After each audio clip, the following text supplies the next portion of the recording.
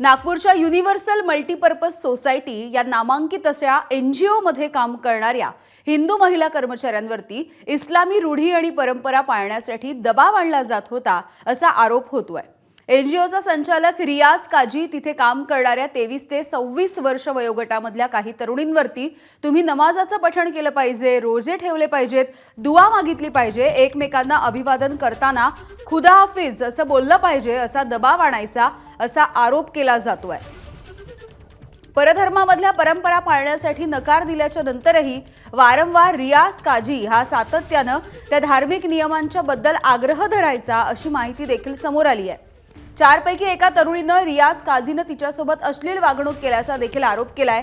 पोलिसांनी या प्रकरणी रियाज काजी या 48 वर्षांच्या NGO प्रमुखाला अटक केली आहे। त्याच्या साथीदारांचा देखील शोध सध्या घेतला जातोय। तसंच NGOला सुरू असलेल्या अर्थपुरवठ्याचा मागोवा घेतला जातोय। या संपूर्ण दबाव आणण्याच्या तंत्रामागे धर्म परिवर्तन घडवून आणण्याचा हेतू होता का?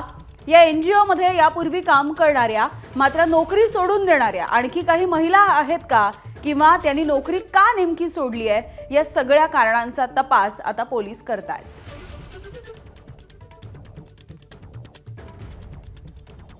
तर याच संदर्भात मानकापूर पोलीस ठाण्याच्या वरिष्ठ पोलीस निरीक्षकांनी ABP माझाच्या प्रतिनिधींशी बातचीत केलेली आहे, बघूया।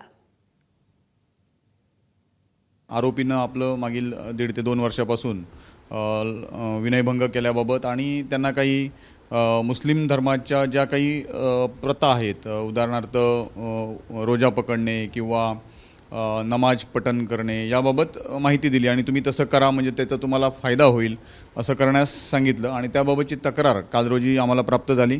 तक्रार प्राप्त झाल्यानंतर तात्काळ त्यामध्ये दखल घेऊन वरिष्ठांना माहिती दिली आणि दखलपात्र गुन्हा आपण त्याच्यामध्ये नोंद केलेला आहे।